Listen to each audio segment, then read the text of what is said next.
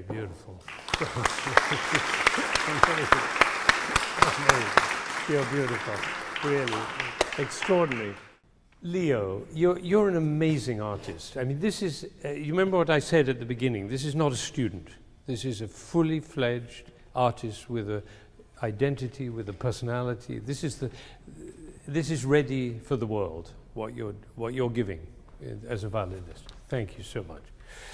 So it's really thrilling to hear you, and this piece is so often misunderstood, and you don't misunderstand it, which is great, because normally it's played very, very slowly and with a kind of a religiosity which is inappropriate, and I find very great sympathy with your whole approach to it. It's just a very, very beautiful thing.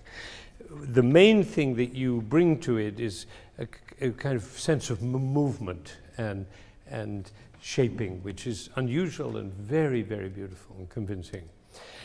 The only thing I found missing, if I may just suggest some things, and in a situation like this, you're not really talking about changing anything. This is a beautiful performance, and if you decide to walk away and play it exactly the same way for the rest of your life, it's fine, it's beautiful. There's nothing wrong here. But what I found as a listener was that I got lost. I loved what you did, but I didn't know where you were. And so I don't know whether you felt lost, but I felt lost. And if I felt lost, I suspect they felt lost. Because though it was very beautiful, we didn't know where we were going. All right, so should we look a little bit at that whole issue and see where are we going? What's happening at the beginning is that there's a chord, and then there's another chord. And then there's another chord, and then there's that chord. So it's all it's saying, I'm in G minor. Right? That's all it is. So would you do that and just play D and then G, and then G, and with nothing else, just those chords? Would you do that?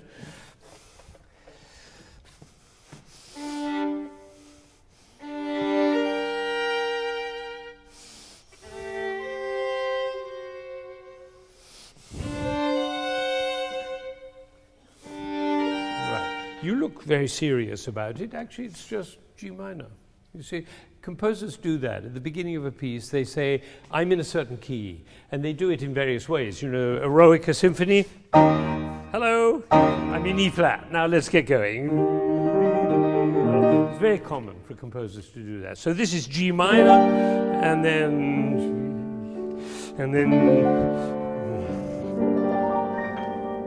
all right, so let's try that. Just the chords. Good.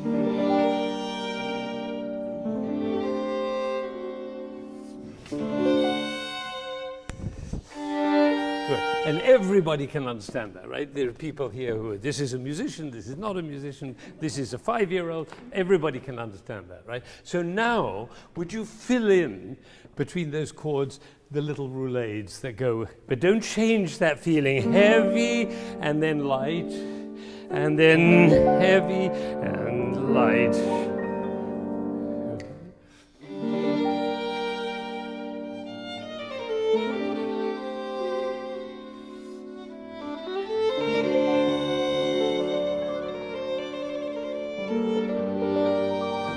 Great, beautiful. It's very, very clear, right? We haven't done anything yet except say we're in G minor. Now comes the next thing. G. G to F, E flat, the D, right? And then, should we go as far as that? So let's try from D.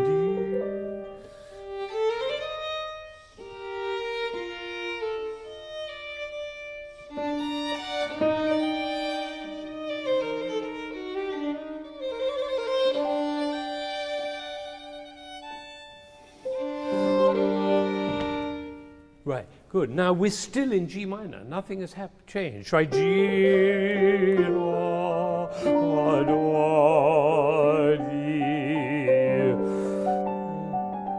Now, D, change, right? Something striking. So, sorry.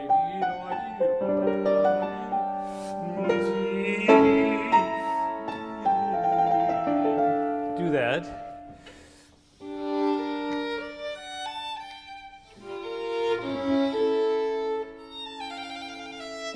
Good. Now, this is dangerous because this chord is the dominant of this chord, and this chord is the dominant of our home key. So it looks dangerously as though we're getting towards the dominant. But he doesn't want to get there so soon, so he says, oops, he goes off into a Neapolitan chord. That's like saying, oh, I got there too early, I'm going to go off into the distance. So, and then F, E, and that's too soon to get to D minor, so he goes on. Da, da, dee, dee.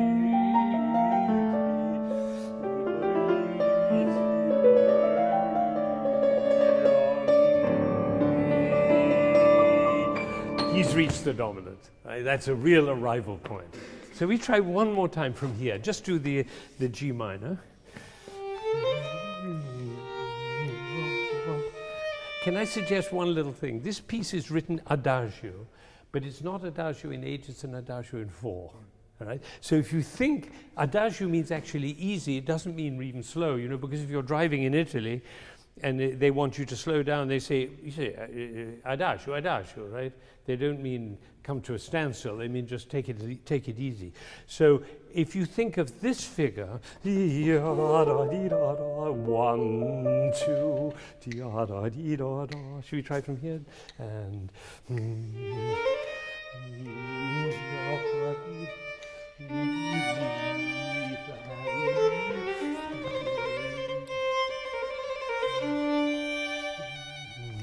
still G minor. Now.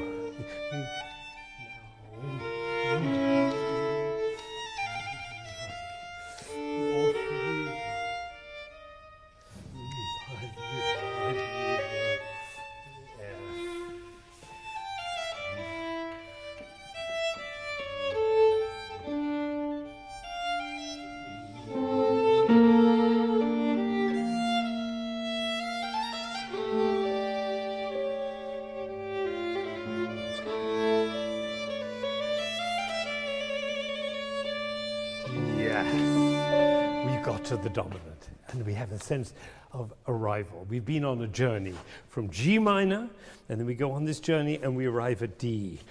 And what I'd like you to imagine, because what is this music? What does it look like? What kind of music is this? It's in terms of emotion. Yeah, what kind of, thank you. This we should have. Look at this. What does this look like? What does that look like? Is that look here? What does that look like?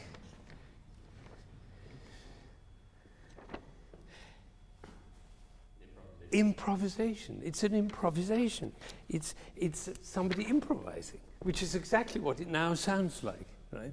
So this is what I want to imagine. I want you to imagine you're an Italian and you're out in the countryside, and come here, and you're going out on a journey. You start in G minor, and we're going to end in D over there. So we can start here, and maybe we could have a couple more people so that he can have people to talk to here. Right, more, yeah. So we're starting in G minor, right? You introduce G minor, here we go. Yeah, but you're going on a journey with these people, right? These are the people you're telling. So G minor.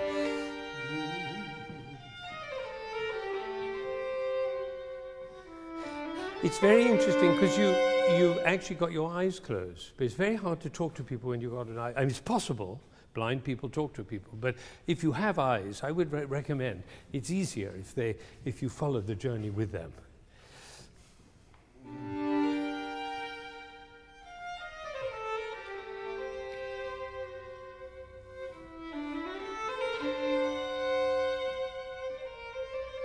Okay, G minor. Now we start the journey.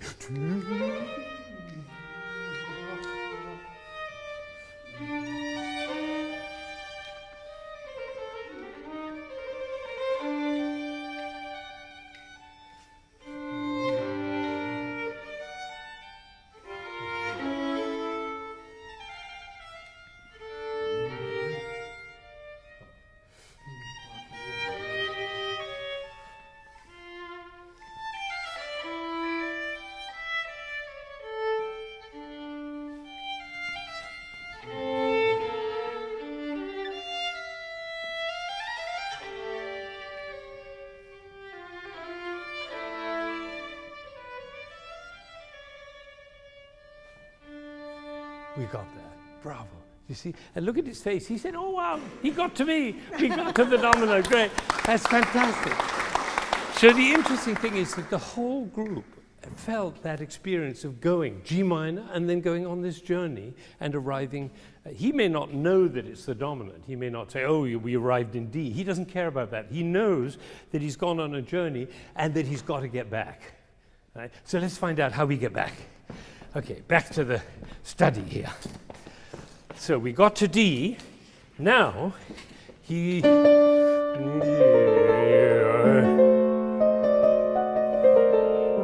So basically, that's the same as we had at the beginning, except it starts on the dominant. So try that.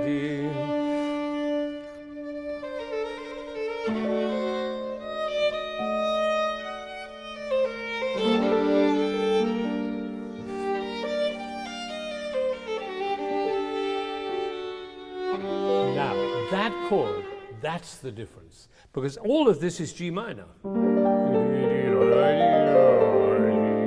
And we think we're going like we did at the beginning. But at that point, oh, wow. Now where are we going? Right, so we make that the difference. So we try from the D again.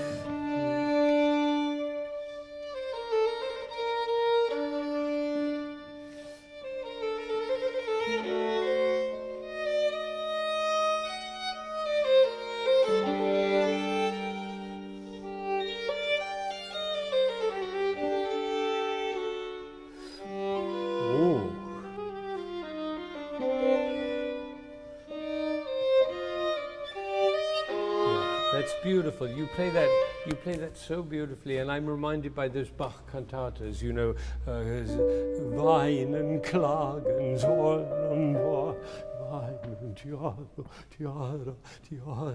so typical in the cantatas, and that sighing, weeping.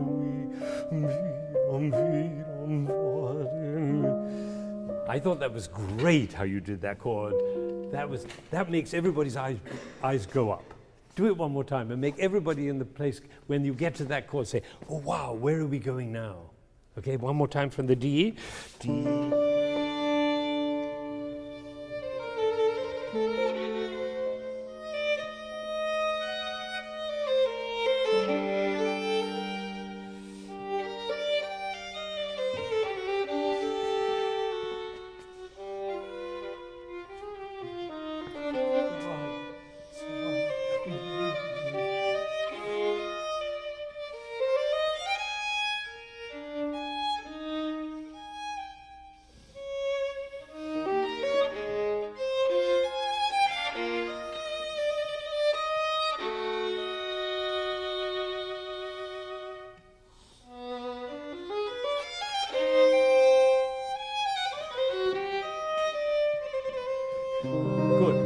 Bravo. You're amazing. You're just amazing, Leo. Beautiful. What he's doing here is improvising. He doesn't know where to go.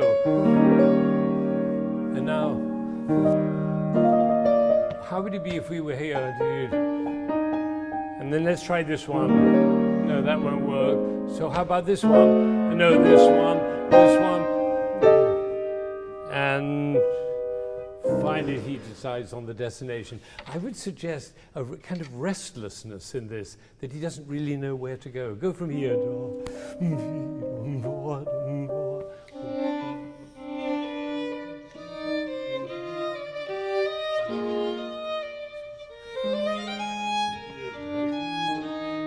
Now try something else.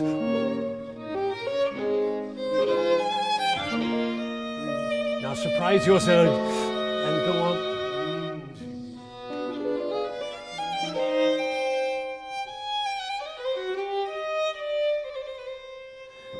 And now finally reached another destination.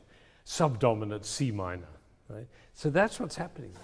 Isn't that beautiful? That's going a journey from D arrival on this journey, and he finally arrives in C minor. Now something very interesting happens, because he plays this.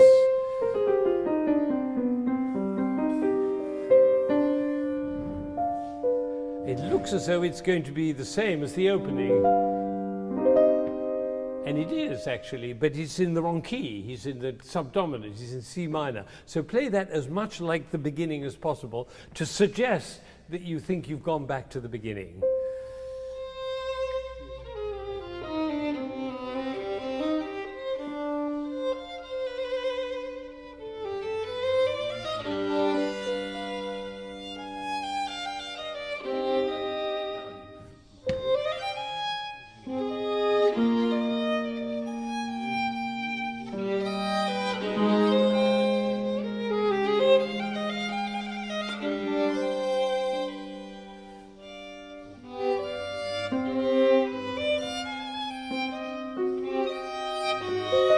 Now that's the difference. That chord is the difference. That doesn't belong in C minor. Right? So that's the surprise. Like this chord was a surprise. You remember that one? This is the big surprise because up till then it looks the same as before.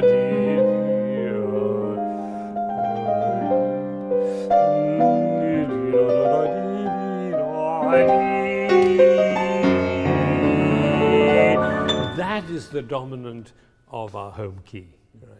Isn't that great? So that's a great moment. Do from here.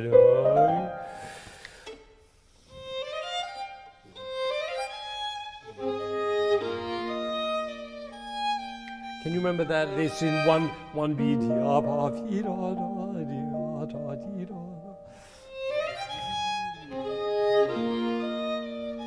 Beautiful.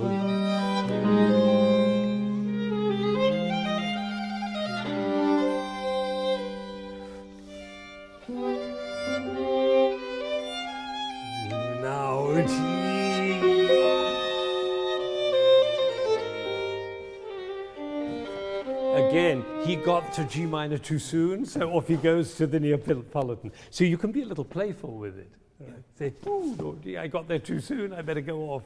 You're great, you're just great. I mean, you're unique. You play this music like nobody else, which is fantastic, and you're getting such sense into it. So would you do from here? And when you get to the Neapolitan, surprise yourself. And then, oh, excuse me, I got there too soon. So should we try that?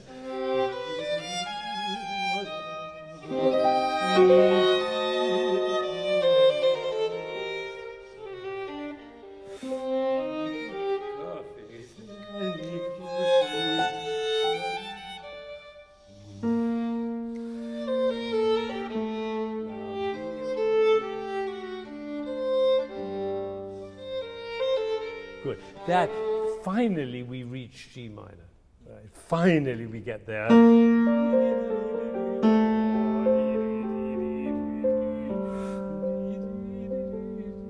Finish. That's the end. We could end there. Except there's one thing missing, which is in the very beginning of the piece, there's one note that isn't explained. You have G minor.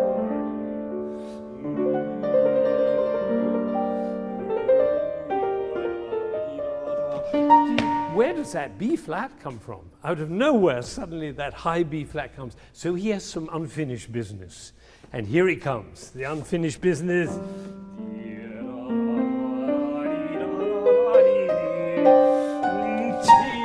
There it is, that B flat, and that gives you the intensity which takes you to the end. So should we try once more for here? How about this?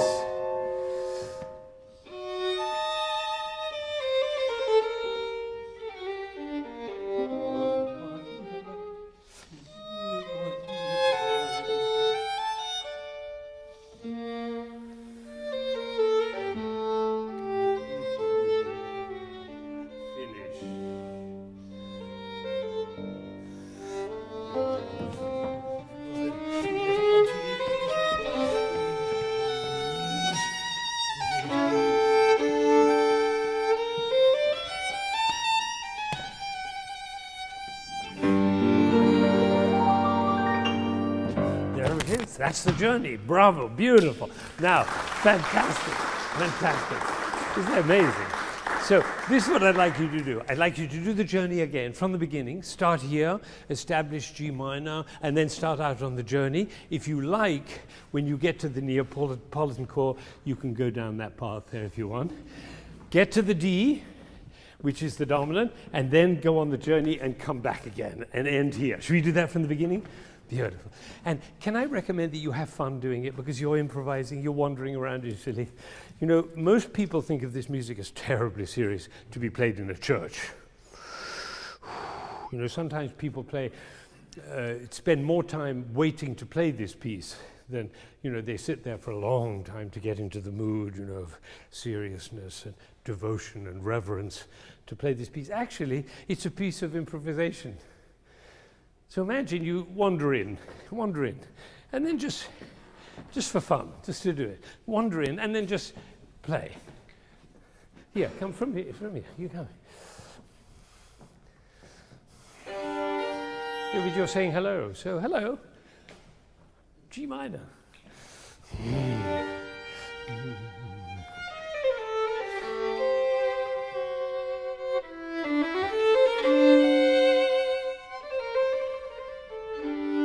G minor, now journey.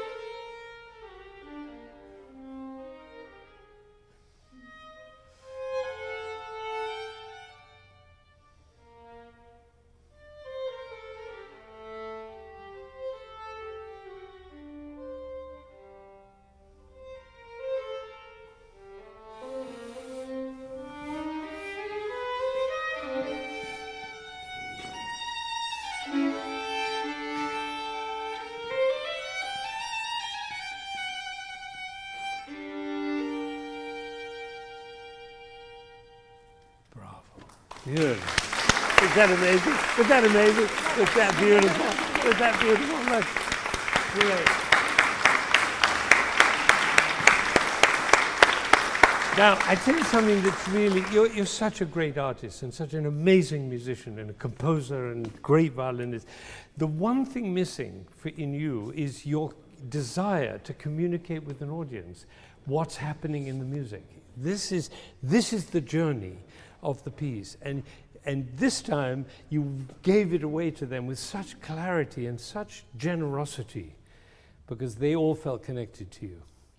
And that's what Bach is trying to do. You know, Bach had 20 children. This was not somebody who was sitting up in a loft. You know what it takes to have 20 children. You have to actually be active, right? You understand? So we forget about Bach, that he's a very gutsy, communicative person. And that's what came over today. And so our job as performers is to find out what the journey of the piece is. What's happening with the notes? What's happening with the harmonies? What's happening in the journey from G all the way to D and then back again? I wish I'd had you go down the aisle here for that middle section, for the subdominant. It would have been great if I forgot. So you got there too soon. You had the feeling, I'm home too soon, I should be somewhere else. Right? So that's the way to think of music. Music is a journey through harmony, and it's always a journey from the tonic, from the home key, away to the dominant, and back to the tonic. That's the form of classical music. And then later on, people took that and changed it, and late Mahler and went to a different key, and so on. But in this music, it's about tonic going to the dominant and dominant going down. And it's a journey. It's a journey in space, but it's oral space. And when you get it, I don't know how many of you followed that, but I suspect this lady did. Did you find it? You followed it. See, isn't that great? That's great. So that's our job. And what it'll do for you, Leo, fantastic as you are, I mean, to achieve what you've achieved, and many people give me recordings, they hand me recordings all the time, and I listen for a few minutes. That's all I have time for. You gave me a recording and I listened to it from beginning to end. That tells you who you are, right? You're very special. And what's missing as yet is that desire to give it away, to communicate, to make sure, you imagine your audience is like a cow, and they're with a ring in his nose, and you're taking them like this, and you're saying, come with me, come with me, come with me, come with me. Here we are, this is the dominant, now we're going to the subdominant, okay, you come. That's the way to treat an audience. Can you see that? And what I think he brings is an amazing freedom and imagination to your playing. I mean, this is rare what you do, it's that improvisatory thing. And when you look at it, isn't that amazing? When you look at this is the music, what it looks like. Isn't that amazing? It's just, it's just fantasy, freedom. So beautiful, I admire you very much. I think it's great. Now, we don't know what Leo's going to do with this. He might say, well, that was fun, or interesting, or irritating, or whatever he might say. He might go off and do something quite different, which is fine, except that we've had this conversation, and you've seen this improvisatory quality, and I think when you play it again, you'll include the audience in a new way. Is that right? Great, well done, beautiful, bravo, bravo. Very exciting. Now, Leah, imagine, this is Zena. She's 5. She's been to all our classes, right? Missed one. I remember I almost cancelled the class when you didn't come. And Zena sits here for 2 hours and listens to the journey of classical music and finds it fascinating. If you could play, you don't have any 5-year-old children yourself, no. Right. Do you know any 5-year-old children? No. A few. But if you would practice playing for 5-year-olds, it would be very useful for you, because it would take you out of your head into the life of what it must be like to be a child listening to music. Would you do that? Find a few 5-year-olds, and if you can't find them, just pay them, they'll come. Great, well done. Let's have Schubert.